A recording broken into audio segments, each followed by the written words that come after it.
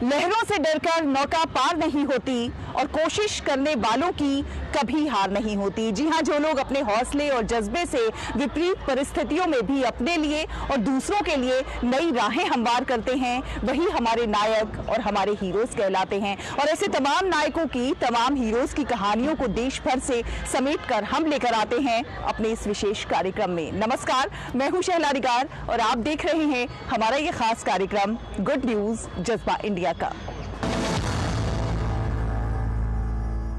दुनिया की कोई भी ताकत मजबूत इरादों और हौसलों को कमजोर नहीं कर सकती है। कुछ ऐसे ही हौसलों की उड़ान को दर्शाती हुई खबर आपको दिखाने जा रहे हैं। आपको लेकर चलेंगे मेरठ में और वहां से दिखाएंगे एक अनूठे कैफे की कहानी। जी हाँ, ये कैफे चला रही हैं वो महिलाएं जो एसिड अटैक से पीड़ित हैं, यानी कह सकते हैं कि एसिड अटैक सर्वाइवर हैं और इनके हौसले और जज्बे को ये अटैक्स भी कम नहीं कर सके। घाव तो जरूर मिला लेकिन इरादों में कोई कमी नहीं आई। देखिए मेरठ से ये खास खबर।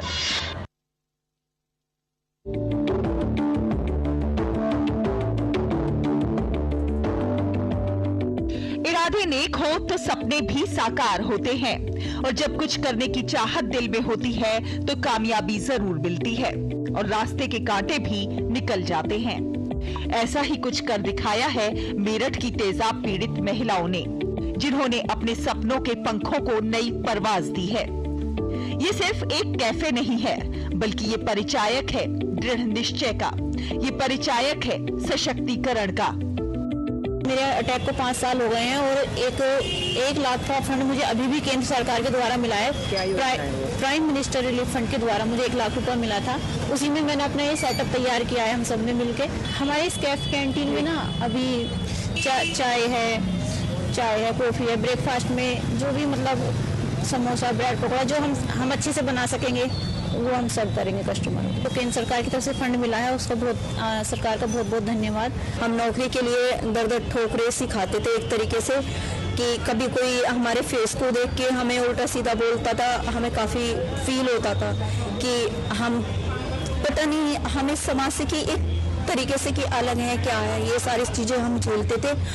लेकिन अभी जब हमने ये चीज़ें खुद काफ़ी इधर उधर भागे हैं, हमने सरकार के इधर अधिकारियों को चक्कर काट के अब हमने ये तैयार किया, तो अब हम चाहते हैं कि अब अपना यहीं पर हम काम करें और जैसे भी हमारा चले।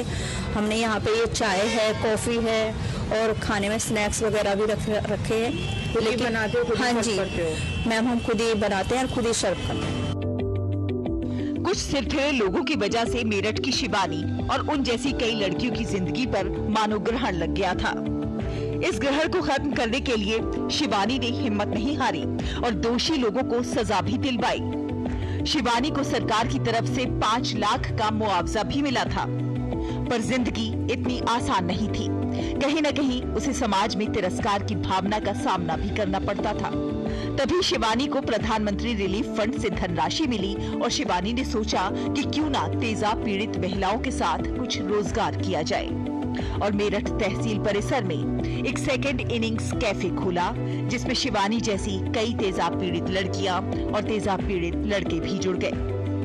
और अब ये मेरठ का पहला ऐसा कैफे है जहां सारा कार्य स्वयं तेजाब पीड़ित लोग ही करते हैं। ये महिलाएं मानती हैं कि अगर दृढ़ निश्चय हो तो कोई भी बाधा आपको लक्ष्य की प्राप्ति से नहीं रोक सकती। गुड न्यूज जज्बा इंडिया के लिए मेरठ से संगीता श्रीवास्तव की रिपोर्ट, डीडी न्यूज।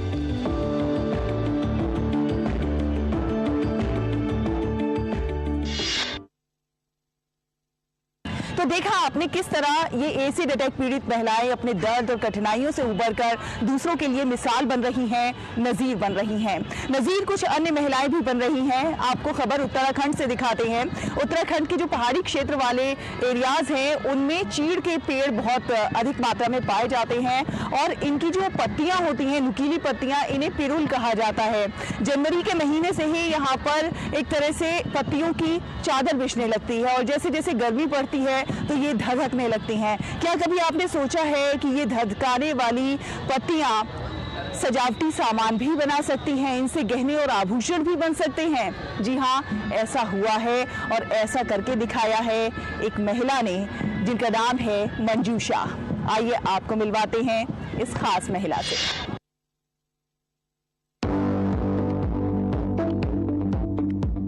आज हम आपको मिलवाने जा रहे हैं उत्तराखंड की एक ऐसी मेहनती महिला से जिन्होंने कभी अपशिष्ट माने जाने वाले और जंगल के लिए अभिशाप कहे जाने वाले पिरुल से बेहतरीन उत्पाद बनाकर स्वरोजगार की दिशा में कदम आगे बढ़ाए हैं। जी हाँ, हम बात कर रहे हैं पिरुल वुमेन ऑफ उत्तराखंड के नाम से मशहूर मंजू शाह की, जिनके उत्पादों की न केवल उत्तराखंड में बल्कि देश विदेश में भी भारी मांग है। दरअसल चीड़ की पत्तियां पहाड़ों में जगह जगह कचरे का कारण होती थी और ये जंगल की आग का भी सबसे बड़ा कारण बनती थी।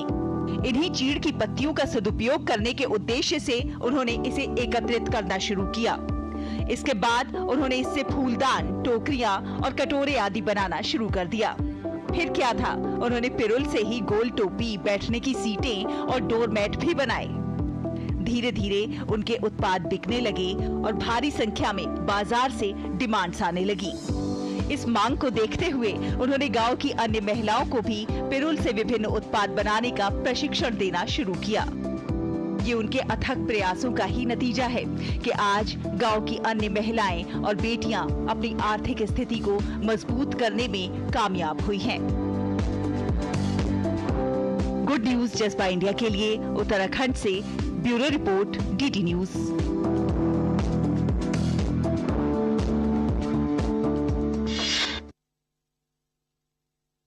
तो पत्तियों से खूबसूरत आभूषण और सजावटी सामान। जी हाँ, उत्तराखंड की इस पहाड़ी महिला ने अपने हुनर से सबको चौंका दिया है। कुछ ऐसी ही अच्छी खबरों के सफर को भी जारी रखेंगे। वक्त हुआ एक छोटे से ब्रेक का, जल्द हाजिर होंगे। आप देखते रहिए गुड न्यूज जज्बा इंडिया का।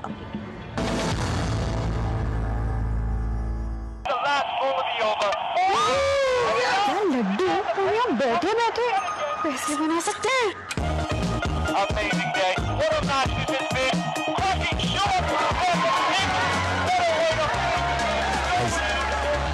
मैं तुम्हारे बिजनेस आइडिया का बड़ा फैन। अब बिजनेस चाहे जो भी, SBI का करंट अकाउंट तो चाहिए ना। SBI करंट अकाउंट से सिंप्लीफाइड बिजनेस ट्रांजैक्शन और ग्रेट कस्टमर सर्विस। SBI, देश का फैन। मेरे भाई अरविंद कुमार की कुछ महीने पहले एक्सीडेंट में डेथ हो गई। उन्होंने पॉलिसी बाजार से टर्म लाइफ इंश्योरेंस लिया हुआ था, जो अब भाभी के घर के खर्च और बच्चों की पढ़ाई में काम आएगा। पॉलिसी बाजार की टीम ने क्लेम दिलवाने में हमारी पूरी मदद की। क्लेम के टाइम पे आपकी हेल्प के लिए हमेशा तैयार। पॉलिसी बाजार, 1 करोड़ का टर्म लाइफ इंश्योरेंस सिर्फ 470 रुपए महीने से शुरू। नमस्कार। सबकी तरह मैं मेहनत करने से पीछे नहीं हटता। हमारी मेहनत ही हमें जीवन में आगे लेके जाती है। कई बीमारियां ऐसी हैं जो हमारे कदम को जिंदगी भर के लिए रोक देती हैं। भारत में सालाना हजारों लोग हाथी पांव नाम की बीमारी की चपेट में आकर जीवन भर के लिए अपाहिज हो जाते हैं। मलेरिया की तरह ही हाथी पांव एक मच्छर के काटने से फैलता है और ये याद रखिए कि हाथी पांव का कोई इलाज नहीं है। गांव, शहर, अमीर, गरीब, हर जात और धर्म की रेखा पार कर किसी को भी अपनी जकड़ में ले सकता है हाथी पांव। पर डरे नहीं, इसका बचाव आसान है। साल में सिर्फ एक बार सरकार द्वारा दी हुई मुफ्त दवाएं खाएं और इस बीमारी से अपने आप को और अपने परिवार को बचाएं। 10 फरवरी से हाथी पांव से बचाव की दवा अवश्य खाएं। अपने आप को और अपने परिवार को इस दर्दनाक बीमारी से बचाएं।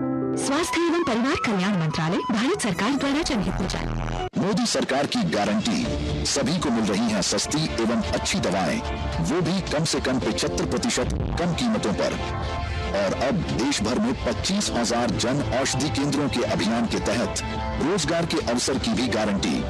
केंद्र संचालकों को 5 लाख से 7 लाख रुपए तक की वित्तीय सहायता का भी प्रावधान।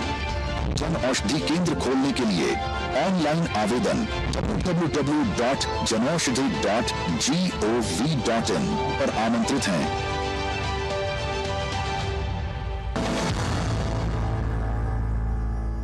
ब्रेक के बाद एक बार फिर आप सभी का बहुत बहुत स्वागत है। आप देख रहे हैं गुड न्यूज जज्बा इंडिया का, और अब आपको लेकर चलेंगे झारखंड, जहां राजधानी रांची के भीड़ भाड़ वाले इलाके से दूर एक शांत वातावरण में एक अनोखी पाठशाला चल रही है।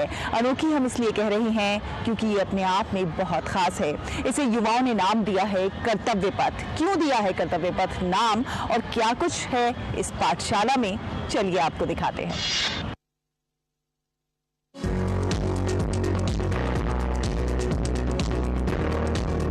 स्क्रीन पर दिख रही ये तस्वीर किसी स्कूल की नहीं है, लेकिन राजधानी रांची की व्यस्त भीड़ भाड़ से अलग एकांत वातावरण में सजी ये पाठशाला किसी उम्दा विद्यालय से कम भी नहीं है। वो इसलिए कि यहाँ बच्चों को केवल किताबी ज्ञान नहीं, बल्कि जीवन जीने का सलीका और बेहतर नागरिक बनने के गुर भी सिखाए जा रहे हैं। ये पाठशाला हर रविवार और हर छुट्टी के दिन में सजती है। आज से ठीक 1 साल पहले केवल 15 बच्चों से शुरू हुई इस पाठशाला का कुनबा अब काफी बड़ा हो गया है। इसे शुरू करने वाले युवाओं ने इसे नाम दिया है कर्तव्य पथ, जो इस पर बिल्कुल सटीक बैठता है। एक सेंटर पे जब हमें असर दिखने लगा तो हमने यहीं पास में 100 मीटर दूर पे दूसरा सेंटर चालू किया। एक और सेंटर है आधा किलोमीटर दूर, कठल टोली बोलते हैं वहां पे। फिर हमने चौथा सेंटर बीआईटी मशरा में चालू किया है। और पर्पस यही है कि जितना मैक्सिमम सेंटर्स हम लोग शुरू करें जो सस्टेनेबल हो, एक बार शुरू हो तो लगातार चलता रहे, वहां के बच्चे सीखे।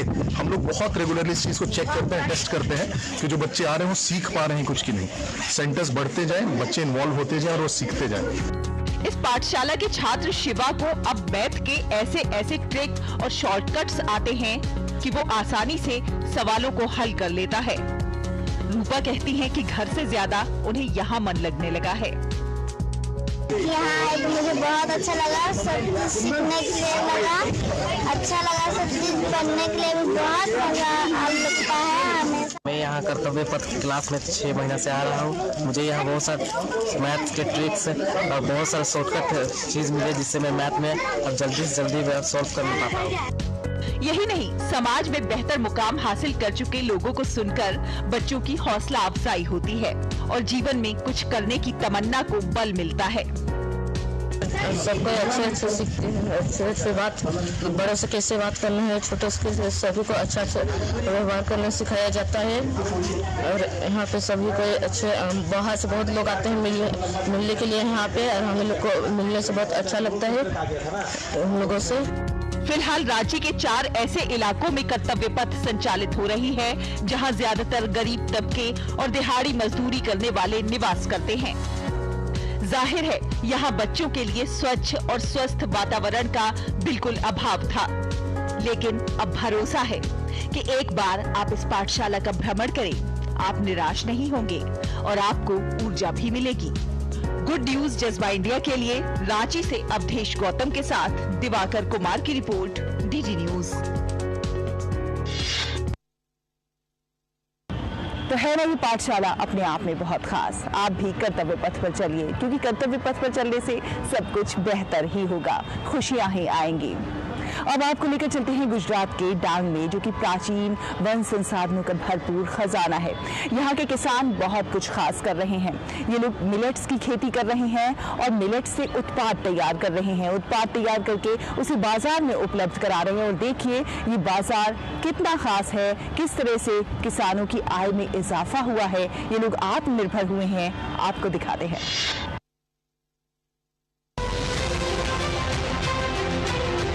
डांग गुजरात की प्राकृतिक सुंदरता और प्राचीन वन संसाधनों का खजाना है। डांग जिले के रंभास गांव के किसान आजकल मिलेट्स की खेती कर रहे हैं, जिससे उनकी कमाई में खासा इजाफा हुआ है। किसान अपने खेत में सफेद नागली, लाल नागली, मोरियों को उगा रहे हैं और इसे एक इकाई में संसाधित कर नागली आटा बिस्किट, नान खटाई, नूडल्स, इडली खीरू, रागी ढोकला आटा बनाकर बाजार में उपलब्ध करा रहे हैं। हमारे क्षेत्र में नागली के लिए प्रोसेसिंग यूनिट है। उसके बाद नागली को पैक करते हैं, आटा बनाते हैं, बेकिंग कर बिस्कुट बनाते हैं। नागली की पापड़ी बिस्कुट सिरप बनाकर इसका वैल्यू एडिशन कर देते हैं, जिससे मुनाफा डबल हो जाता है। डांग जिले में किसान लंबे समय से नागली, वारी, बंटी जैसे विभिन्न प्रकार के मिलेट्स उगाते आ रहे हैं। मॉनसून के दौरान डांग के लोग परंपरागत रूप से घर पर पर्याप्त उत्पादन करते हैं और बाजरे की बढ़ती मांग को पूरा करके अच्छी आय अर्जित कर रहे हैं। मैं परंपरागत नागली की खेती करता हूँ। हमारे बाप दादा भी यही खेती करते थे। हमें नागली का 20 रुपए मिलता था। प्रधानमंत्री के प्रयासों से नागली का भाव कई गुना बढ़ा है। जैसे जैसे सरकार श्री अन्न का प्रचार कर रही है, इससे मुनाफा बढ़ता जा रहा है। डांग जिले में मिलेट्स के कई प्रोसेसिंग यूनिट्स भी हैं। यहाँ पर किसान बड़े पैमाने पर मिलेट्स की खेती कर उससे विशेष उत्पाद तैयार कर रहे हैं। डांग आने वाले और हिल स्टेशन सापुतारा जाने वाले पर्यटक खरीदारी के लिए विशेष रूप से यहाँ आते हैं। डांग के सभी उत्पाद इस प्रोसेसिंग यूनिट पर उपलब्ध हैं, इसलिए एक ही स्थान से वो सारी चीजें खरीद लेते हैं। मिलेट्स सेहत के लिए बहुत फायदेमंद होते हैं। मिलेट्स में उच्च स्तर के एंटीऑक्सीडेंट्स होते हैं। ये प्रकृति में रहने वाले सभी लोगों और पशु पक्षियों के लिए भी बेहद उपयोगी हैं। इस दिशा में डांग जिले के किसानों के प्रयास सराहनीय हैं। गुड न्यूज जज्बा इंडिया के लिए डांग से मुनीरा शेख और श्वेता यादव की रिपोर्ट, डीडी न्यूज। तो देखा आपने, किसान हमारे देश की शान है और किसान अपने हौसले और जज्बे से नए नई युक्तियों से आज अपनी आय में बहुत इजाफा कर रहे हैं और आत्मनिर्भरता की ओर कदम आगे बढ़ा रहे हैं। ऐसी ही अच्छी खबरों के सफर को भी जारी रखेंगे। वक्त हुआ एक और छोटे से ब्रेक का, जल्द हाजिर होंगे। देखते रहिए गुड न्यूज जज्बा इंडिया का। हेलो बेटा। मिस्टर विकास के साथ कौन है? बस बेटा थोड़ी देर और। वो मिस्टर विकास की फाइल आप पॉलिसी बाजार।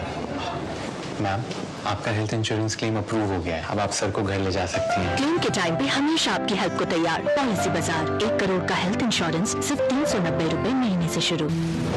मौसम को अपने पैशन के बीच जो नहीं आने देते, मैं उनका फैन। मेरी तरह SBI भी आपका फैन है, इसलिए SBI आपके लिए थोड़ी एक्स्ट्रा मेहनत करता है। तो excellent customer service, assistance to MSMEs और टेक्नोलॉजी ड्रिवन बैंकिंग सॉल्यूशंस। घर छोड़ दो, SBI बदल रहा है क्योंकि हम एक बदलते देश के फैन हैं। SBI, देश का फैन। गोल्डी छोले मसाले, जहाँ जाए रिश्ते बनाए। मोदी सरकार की गारंटी, सभी को मिल रही हैं सस्ती एवं अच्छी दवाएं, वो भी कम से कम 75% कम कीमतों पर। और अब देश भर में 25,000 जन औषधि केंद्रों के अभियान के तहत रोजगार के अवसर की भी गारंटी। केंद्र संचालकों को 5 लाख से 7 लाख रुपए तक की वित्तीय सहायता का भी प्रावधान। जन औषधि केंद्र खोलने के लिए ऑनलाइन आवेदन www.janaushadhi.gov.in पर आमंत्रित हैं। लाइफ में फाइनेंशियल आजादी के लिए MPS जरूरी है। रिटायरमेंट में फाइनेंशियल आजादी रहे जारी, MPS से आज ही करें तैयारी। MPS जरूरी है। Come on boys, let's go practice। अरे रुक यार, मेरे बैंक अकाउंट में गलत एंट्री का प्रॉब्लम हो गया है। तो बैंक को कंप्लेन करना। बैंक को लिखे 1 महीना हो गया है, बट वो बुबली पे बुबली डाले यार। तो RBI के लोकपाल को इन्फॉर्म करो। रुक, मैं समझाता हूँ। जैसे क्रिकेट में थर्ड अंपायर, ऐसे ही RBI का ombudsman। RBI कहता है अगर बैंक आपकी कंप्लेंट को 1 महीने में नहीं सुलझाता तो आप RBI के कंप्लेंट मैनेजमेंट सिस्टम पर ऑनलाइन कंप्लेंट कर सकते हैं। ये RBI का आसान तरीका है आपकी कंप्लेंट सुलझाने का। RBI कहता है जानकार बनिए, सतर्क रहिए। ब्रेक के बाद एक बार फिर आप सभी का बहुत बहुत स्वागत है। आप देख रहे हैं गुड न्यूज जज्बा इंडिया का। ब्रेक पर जाने से पहले बात हम कर रहे थे कि किस प्रकार किसान देश के लिए बहुत कुछ खास कर रहे हैं, नए नए कीर्तिमान रच रहे हैं। जी हाँ, हम आपको दिखाएंगे कि किस प्रकार किसान देश की अर्थव्यवस्था में भी अपना बेहतरीन योगदान दे रहे हैं। किसान हर दिन कुछ खास कर रहे हैं, अपनी आर्थिक स्थिति सुदृढ़ कर रहे हैं, तो देश के लिए भी, देश के विकास में भी अपना योगदान दे रहे हैं। आपको दिखाते हैं बिहार के नवादा के किसानों की कहानी कि किस प्रकार पशुपालन और जैविक कृषि में इन्होंने हाथ आजमाया, कैसे इन्होंने नए कीर्तिमान स्थापित किए, कैसे बिहार का नाम रोशन किया। देखिए बिहार के नवादा के इन किसानों की कहानी।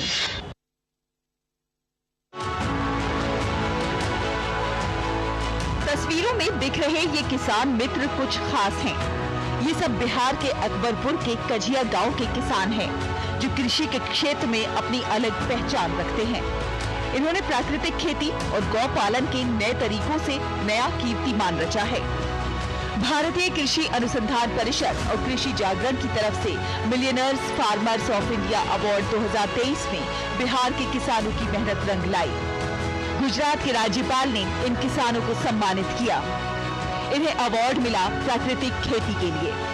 दरअसल 2 दशक के अधिक समय से मनोज जीरो टिलेज से खेती करते आ रहे हैं। वो अवशेषों को खाद के रूप में उपयोग करते हैं। फसल जो हार्वेस्टर से कटता है उसका अवशेष को इकट्ठा किया जाता है, जैसे धान का पराली हुआ, गेहूं का हुआ अस्ट्रा, उसका भूसा बनाया जाता है। गांव में कोई लोग जलाते नहीं है भूसा, पुआल या तो अस्ट्रा को। इससे गांव में जो भी खेती है, खेती में उर्वरक शक्ति बढ़ रहा है। और पराली जलाने से जैसे जमीन में जो केचुआ रहता था वो मर जाता था, वो बचा रहता है। अब इसे सुखद संयोग कहिए या फिर कजिया गांव के किसानों की मेहनत। एक ही गांव के 2 किसानों को नेशनल अवार्ड मिला। कजिया के रोशन कुमार को देसी नस्ल के गौ पालन को लेकर सम्मानित किया गया। रोशन कुमार कई सालों से देसी नस्ल की गायों का पालन कर रहे हैं। उनकी गौशाला में 80 से अधिक गायें हैं। गायों के पालन के साथ साथ खेती में भी बहुत सुधार हुआ है। मैं देसी गौपालन का काम करता हूँ। देसी गौपालन का काम जो है, जो उसे से जो है जो वर्मी कंपोस्ट जो कि खाद भी तैयार करता हूँ। इसी के कारण जो हमें ICR दिल्ली में जो है जो नेशनल अवार्ड जो है जो मिला है। देसी गौपालन करने का मुख्य उद्देश्य ये है कि इसमें बहुत ज़्यादा जो है जो विटामिन पाया जाता है। इसमें रोग प्रतिरोधक क्षमता अदर जो दूध है उससे बहुत ज़्यादा है। और जो भी मनुष्य जो इसका प्रयोग दूध जो करते हैं उनके शरीर के लिए बहुत ही फायदेमंद है। कभी कभी छोटी सी शुरुआत बड़े बदलाव की वाहक बन जाती है। कजिया के किसानों का जज्बा भी उसी का जीता जागता उदाहरण है। गुड न्यूज जज्बा इंडिया के लिए कजिया से अशोक प्रियदर्शनी की रिपोर्ट, DD न्यूज। तो देखा आपने, हमारे देश के लोगों में प्रतिभा और कौशल की कोई कमी नहीं है। बस जरूरत है उन्हें एक छोटा सा मौका मिलने की। और जब जब हमारे देश के लोगों को मौका मिलता है वो कुछ ना कुछ अच्छा और खास करके जरूर दिखाते हैं। आपसे भी अनुरोध है कि आप भी कुछ ना कुछ अच्छा करते रहिए, खास करते रहिए, देश और समाज के विकास में अपना योगदान जरूर दीजिए। अगले हफ्ते फिर होगी आपसे मुलाकात कुछ और अच्छी कहानियों के साथ। तब तक के लिए हमारी पूरी टीम को दीजिए अनुमति। नमस्कार।